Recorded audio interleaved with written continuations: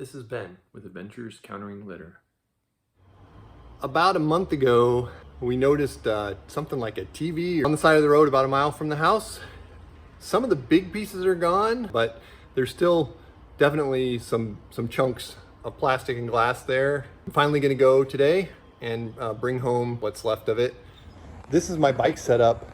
A few years ago, I took apart the kids' trailer that we had, took all the canvas off that was in pretty bad shape from deteriorating in the sun, and just replaced it with a flat board and a few fittings to make rod holders and other things, so I could take a couple rods and a cooler and things like that all behind my bike to fish local ponds. Today we've just haven't made any serious modifications, just strapped the trash can to it so that we have a way to bring back big pieces.